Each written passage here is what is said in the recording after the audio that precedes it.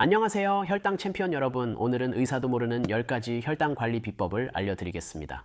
저는 35년간 당뇨병을 앓았지만 이 비법들로 평균 혈당을 350에서 110으로 낮출 수 있었습니다.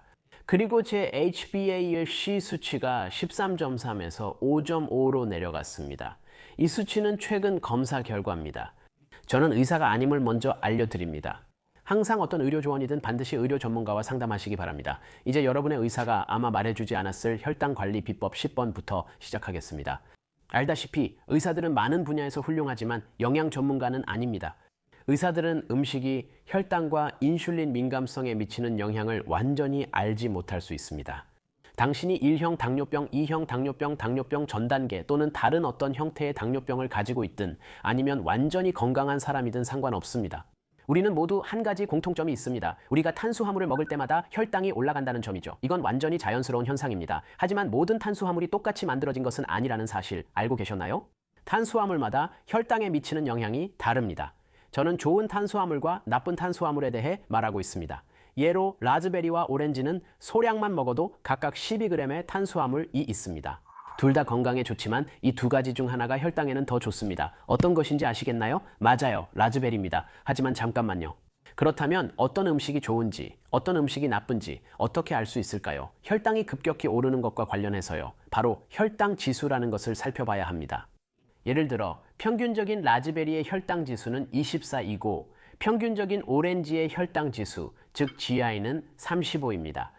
아까 말씀드린 라즈베리처럼 혈당지수 수치가 낮은 음식들은 혈당을 천천히 올리지만 혈당지수 수치가 높은 음식들은 혈당을 더 빠르게 올립니다. 10번째 팁은 가능하면 혈당지수가 낮은 음식을 선택하라는 것입니다. 오해 마세요. 오렌지가 해롭거나 앞으로 먹지 말라는 뜻이 아닙니다. 오렌지보다 더 나쁜 음식도 많습니다. 제가 말씀드리고 싶은 것은 자주 먹는 음식들의 혈당 지수를 정리한 작은 치트시트를 만들어 보라는 겁니다. 냉장고에 붙여두거나 휴대폰에 저장해 두세요. 이 치트시트는 간식이나 장을 볼 때 혈당 지수가 낮은 좋은 탄수화물 선택에 도움이 됩니다.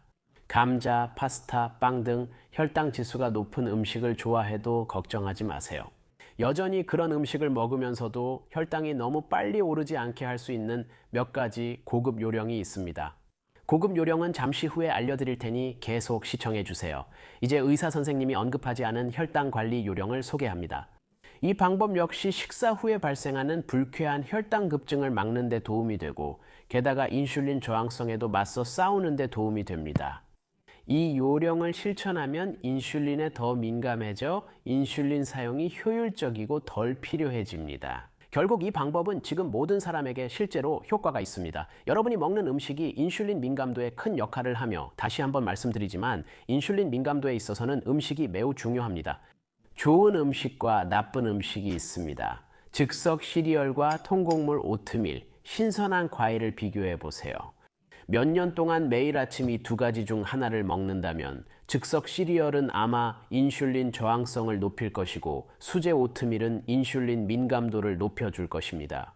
그래서 제 9번째 팁은 가능한 한통식품이나 최소한으로 가공된 음식을 선택하라는 것입니다. 쉽게 실천하는 방법은 자연에서 볼 수 있는 형태 그대로 매장에서 구입할 수 있는 음식을 사는 것입니다. 그리고 포장된 식품의 경우에는 식품 라벨에 있는 성분표를 꼭 읽어보세요.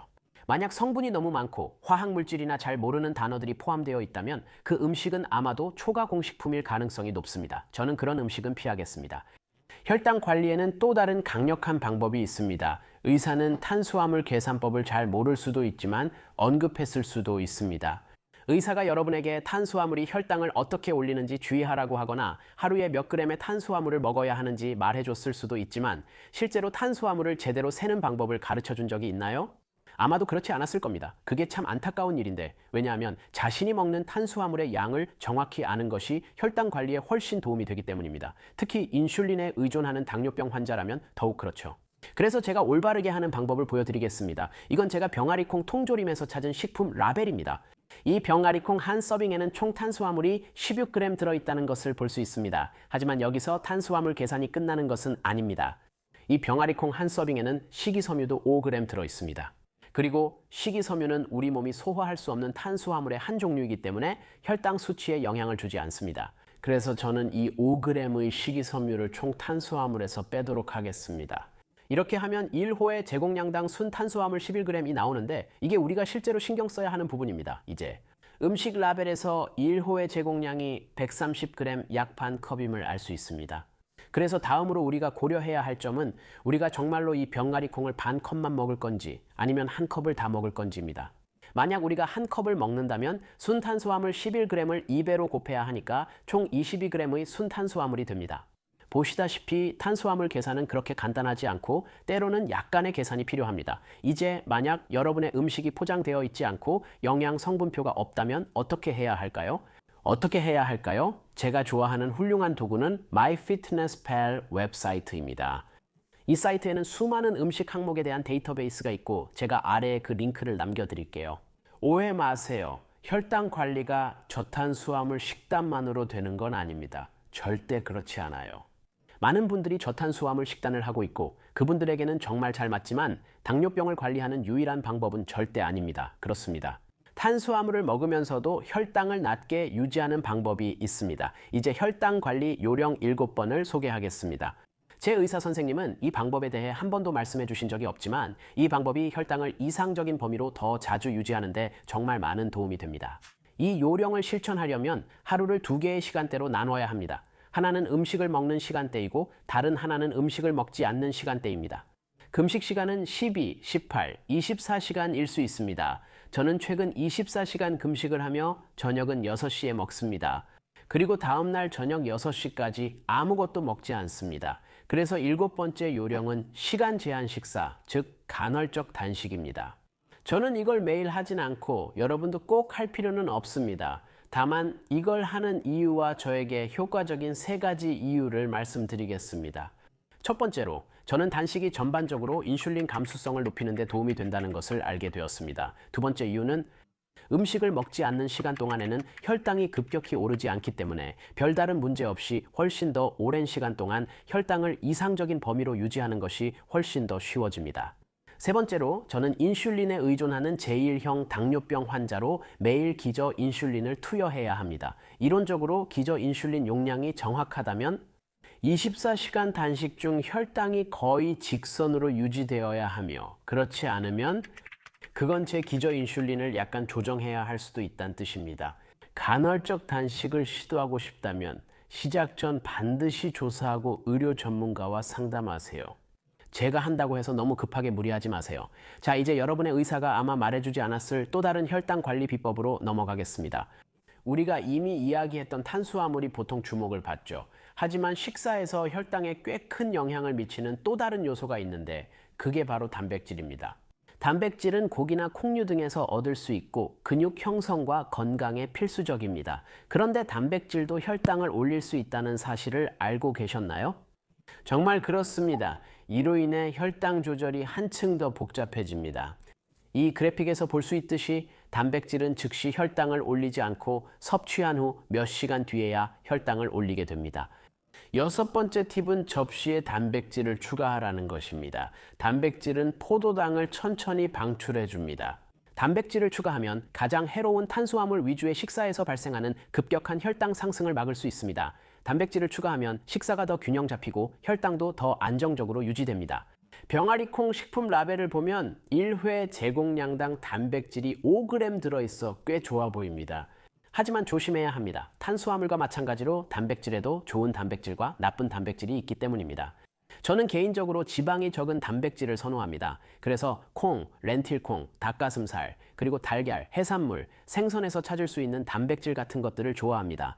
이제 이런 설명을 했으니 단백질로 인한 지연된 혈당 상승에 주의해야 합니다. 특히 인슐린 의존 당뇨병 환자는 더 조심해야 합니다. 이 점을 고려하시는 게 좋을 것 같습니다. 우리는 이미 탄수화물과 단백질에 대해 다뤘지만 이제 빠르게 지방의 세계로 들어가 보고 싶습니다. 지방은 혈당에 거의 영향을 주지 않지만 혈당 조절에 중요한 역할을 하므로 꼭 신경 써야 합니다. 이 그래픽처럼 지방은 포도당으로 바로 전환되지 않아 혈당을 급격히 올리지 않고 에너지를 천천히 안정적으로 제공합니다. 이 안정성은 혈당을 일정하게 유지하는 데 큰 도움이 됩니다. 지방은 소화 시스템에서 교통경찰 역할을 합니다. 상상해 보세요. 접시에 탄수화물, 단백질, 지방이 섞여 있다고 상상해 보세요. 지방이 야, 탄수화물 잠깐만 이라고 말합니다. 너무 빨리 움직인다며 혈당 상승을 늦춥니다. 그래서 여러분의 의사도 모를 혈당 관리 비법 5번째는 접시에 건강한 지방을 적당히 추가하면 혈당을 더 안정적으로 유지할 수 있다는 점입니다. 제가 가장 자주 섭취하는 지방은 당연히 최소한으로 가공된 것들입니다. 아보카도, 견과류, 연어, 그릭 요거트, 그리고 물론 엑스트라 버진 올리브 오일 같은 것들이죠. 저는 건강한 지방을 적당히 먹으려 하며 과하게 섭취하지 않습니다. 이는 지방을 많이 먹으면 인슐린 감수성이 좋지 않다는 걸 알았기 때문입니다. 그리고 제가 한 끼 식사에서 탄수화물과 지방이 모두 많은 음식을 먹을 때 그 대표적인 예가 바로 피자입니다. 피자를 먹고 나서도 몇 시간 동안 혈당이 계속 오르고 오랜 시간 동안 내려가지 않습니다. 그리고 이런 상황은 어떤 제2형 당뇨병이나 당뇨 전 단계인 사람에게도 거의 감당하기가 불가능합니다.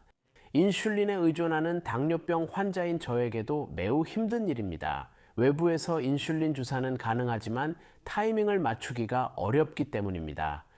저는 또한 많은 튀긴 음식에 들어있는 각종 가공 트랜스 지방도 피하려고 노력합니다.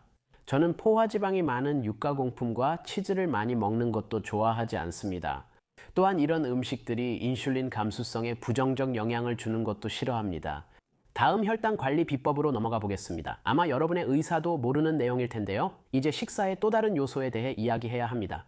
식이섬유는 지방과 마찬가지로 단독으로는 혈당에 거의 영향을 미치지 않지만 전체적인 혈당 조절에 있어 매우 중요한 역할을 합니다. 그 이유는 식이섬유가 우리 몸에서 소화할 수 없는 탄수화물이기 때문에 혈당을 급격하게 올리지 않기 때문만이 아닙니다. 수용성 식이섬유가 풍부한 음식은 포만감을 줍니다. 게다가 이런 음식들은 또 다른 컵처럼 작용해서 소화기관 내의 이동 속도를 늦추고 다른 탄수화물로 인한 혈당 상승도 천천히 일어나게 만듭니다. 그래서 네 번째 팁은 식사에 식이섬유를 더 많이 추가하는 것입니다. 자, 다시 병아리콩 식품 라벨로 돌아가 보면 혹시 기억하신다면 이 병아리콩이 이제 훨씬 더 좋아 보이죠. 왜냐하면 1회 제공량당 5g의 식이섬유가 들어있기 때문이죠. 하지만 이보다 더 좋은 식이섬유가 풍부한 식사들도 있습니다. 저는 IP 채소인 시금치, 케일, 루꼴라를 찾아보시길 추천합니다. 그리고 아시다시피 제가 가장 좋아하는 식이섬유 공급원은 치아씨드, 식물성 우유, 카카오 가루, 그리고 베리 같은 신선하고 저당지수 과일로 간단하게 만든 건강한 치아씨드 푸딩입니다. 이건 제가 하루 종일 먹어도 혈당을 완벽하게 유지할 수 있는 유일한 디저트입니다. 분명히 당신의 의사도 이 사실은 몰랐을 거예요. 지금까지의 팁들이 너무 건강하게 느껴지셨다면 이제 조금 더 재미있게 만들어 보겠습니다. 그리고 빵, 파스타, 감자처럼 혈당 지수가 높은 나쁜 탄수화물을 먹는 방법에 대한 팁도 이야기해 보겠습니다. 사실 그렇게 할 수 있는 방법이 있습니다.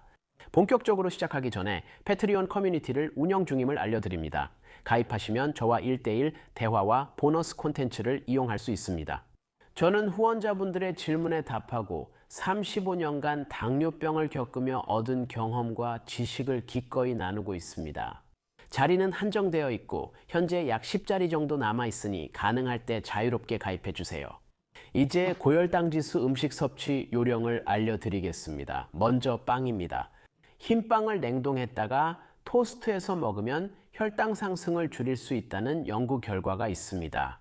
토스트만 해도 건강한 사람들의 식후 혈당 상승이 25% 줄었고 냉동 후 해동하면 31%, 냉동 후 토스트하면 식후 혈당이 39%까지 줄었습니다. 저도 해보니 효과가 있었습니다. 빵을 냉동 후 토스트하면 혈당이 덜 오르더라고요. 그래서 추천합니다. 이제 혈당 지수가 높은 파스타, 감자, 쌀밥 등에도 효과가 입증된 또 다른 방법이 있습니다. 이런 주식은 항상 알덴테로 익혀 식힌 후 냉장 보관해야 합니다. 이 과정이 중요한 이유는 식히는 동안 저항성 전분이 생기기 때문입니다. 이는 식이섬유처럼 탄수화물 소화를 늦춥니다. 저도 이 방법을 시도해보니 정말 효과가 있었습니다. 저는 파스타나 감자를 다시 데워 먹어도 식후 혈당이 개선되는 걸 확인할 수 있었습니다. 현실 점검을 해볼게요. 이 방법을 안다고 흰빵이나 흰쌀밥을 먹기 시작해야 한다는 게 아닙니다. 절대 그렇지 않아요. 저는 이런 주식들을 고를 때마다 항상 통곡물로 만든 빵이나 파스타, 쌀을 선택합니다. 왜냐하면 이런 음식들이 훨씬 더 많은 식이섬유를 가지고 있고 그 자체로 혈당에도 훨씬 더 좋다는 걸 알기 때문입니다. 사실 이미 이런 고혈당 지수 음식을 먹을 생각이 있다면 다음에 소개할 요령이 분명히 불편할 겁니다. 그리고 또 여러분의 의사가 운동을 규칙적으로 하라고 말했을 수도 있지만 실제로 어떤 운동을 해야 하고 왜 해야 하는지까지 설명해 줬나요? 운동이 이렇게 판도를 바꾸는 이유는 여러분이 운동을 시작할 때마다 근육이 에너지를 필요로 하기 때문입니다. 근육은 에너지를 아주 빠르게 소모하고 더 많은 에너지를 요구하기 시작하죠. 그리고 그 다음에 여러분의 몸이 하는 일은 혈액에서 포도당을 끌어다 쓰는 것이고 그 결과 혈당이 내려가게 됩니다. 혈당을 가장 빨리 낮추려면 근육을 더 많이 쓰는 것이 좋습니다. 달리기, 수영, 심지어 걷기조차도 이 목적에 아주 좋으며 어떤 약도 전신 운동만큼 빠르게 혈당을 낮추지는 못한다는 것을 확신할 수 있습니다. 운동이 이렇게 강력한 또 다른 이유는 인슐린 감수성을 향상시킬 수 있기 때문입니다. 그리고 장기적으로 보면 몸이 인슐린을 더 효율적으로 사용할 수 있게 됩니다. 그 인슐린이 췌장에서 생성된 것이든 외부에서 주사한 것이든 상관없습니다. 하지만 저에게 맞지 않는 건 강도가 높은 운동, 예를 들어 전력 질주나 무거운 중량 들기입니다. 이런 운동을 할 때마다 제 몸은 아드레날린 같은 스트레스 호르몬을 분비하기 시작합니다. 그리고 이 호르몬들은 간에서 포도당을 방출하게 해서 혈당을 올리기 시작합니다. 여러분 대부분이 원치 않는 결과일 수 있으니 운동에 주의하세요. 운동할 때는 혈당이 너무 낮아지지 않도록 특히 신경 써야 합니다. 이런 현상은 운동 시 주사한 인슐린이 남아있을 때 나타날 수 있습니다. 왜냐하면 근육을 수축할 때 이미 몸에 있는 인슐린이 혈류로 훨씬 더 빨리 들어가게 되고 그로 인해 저혈당이 올 수 있기 때문입니다. 그래서 저는 식전 인슐린을 맞은 후 몇 시간 동안은 운동을 하지 않으려고 합니다. 그리고 운동을 시작하기 최소 1시간 전에는 인슐린 펌프의 기저 인슐린 주입도 중단합니다. 그리고 인슐린에 의존하는 당뇨병 환자라면 운동할 때 항상 포도당 정제를 가지고 다니는 것이 좋습니다. 저에게는 필수입니다. 이제 여러분의 의사도 모를 혈당 관리 팁을 소개하겠습니다. 간헐적 단식과는 정반대로 들릴 수 있지만 실제로 어느 정도 그렇습니다. 하지만 저는 여러분 모두가 다르다는 걸 알기 때문에 여러 가지 선택지를 드리려고 합니다. 그리고 어떤 방법을 시도할지는 여러분이 직접 결정하시면 됩니다. 혹시 아무것도 시도하고 싶지 않으셔도 전혀 괜찮습니다. 그래서 두 번째 혈당 관리 팁은 바로 소량씩 식사하는 것입니다. 오해 마세요. 이렇게 말하는 건 여러분이 체중을 줄여야 한다고 생각해서가 아닙니다. 제가 말씀드리고 싶은 건 식사가 클수록 탄수화물 양을 계산하거나 추정할 때 실수할 가능성도 커진다는 점입니다. 저처럼 인슐린에 의존하는 당뇨병 환자는 인슐린 주사량이 탄수화물 양에 직접 달려 있습니다. 큰 식사를 하고 탄수화물 계산에서 큰 실수를 하게 되면 혈당도 크게 올라갈 수 있습니다. 그리고 물론 더 적은 양을 먹는 것이 문제의 일부를 해결하는 데 도움이 될 수 있습니다. 제 의사 선생님이 저에게 한 번도 언급하지 않았던 또 다른 혈당 관리 비법이 있는데 이건 정말 게임 체인저입니다. 특히 혈당 그래프가 롤러코스터처럼 보이거나 완전히 혼란스러울 때 더욱 그렇습니다. 보시다시피 식사의 탄수화물 양을 정확히 계산하고 인슐린 용량을 맞추는 일은 매우 복잡합니다. 항상 정확하지 못한 분들을 탓하지 않습니다. 저도 완벽하지 않지만 올바르게 할 방법은 있습니다. 그리고 다양한 음식이 혈당에 어떤 영향을 미치는지 배우는 좋은 방법은 한두 가지 음식만으로 구성된 단순한 식사를 하는 것입니다. 예를 들어 사과를 들어보겠습니다. 당뇨병이 없는 사람이 사과를 먹으면 혈당 그래프는 아마 이런 식으로 나타날 것입니다. 약 1시간 정도 올라갔다가 다시 내려오는 식이죠. 저처럼 인슐린에 의존하는 당뇨병 환자는 식사 때마다 인슐린을 맞아야 하므로 사과처럼 간단한 식사가 큰 도움이 됩니다. 사과 한 개에 맞는 인슐린의 적정 용량이 얼마인지, 그리고 그 사과에 맞는 인슐린 투여의 적정 시기가 언제인지 알아내야 합니다. 저는 평균 크기 사과를 먹기 15분 전에 인슐린 1단위를 맞는데 이 방법이 저에게 잘 맞습니다. 이렇게 하면 제 혈당은 거의 일정하게 유지되지만 개인마다 다르니 자신에게 맞는 방법을 찾아야 합니다. 가장 단순한 음식에 대해 올바른 인슐린 용량과 타이밍을 찾게 되면 그 다음에는 더 복잡한 식사로 넘어갈 수 있고 인슐린 용량을 결정하는데 더 편안함을 느끼게 될 것입니다. 그래서 혈당을 제대로 관리하는 핵심은 더 단순한 식사를 하고 자신의 몸에 대해 배우기 위해 일지를 쓰는 것입니다. 먹은 음식, 약 복용량과 시간, 신체 활동을 기록하는 것입니다. 최근에는 이를 도와주는 앱도 많습니다. 저는 펜과 종이가 더 좋습니다. 많은 분들이 저와 코칭 세션을 예약했고 우리는 늘 생산적인 대화를 합니다. 여러분이 혈당을 잘 이해할 수 있도록 일지나 메모를 준비해 오시면 항상 더 도움이 됩니다. 여러분의 의사가 말하지 않은 다양한 전략과 요령을 언급했지만 깊이 다루진 않았습니다. 제가 가장 좋아하는 혈당에 좋은 음식들에 대해 말씀드릴 건데 혈당에 좋은 음식에 집중하는 것이 정말 중요하다고 생각합니다. 다음 영상에서 뵙겠습니다. 차오.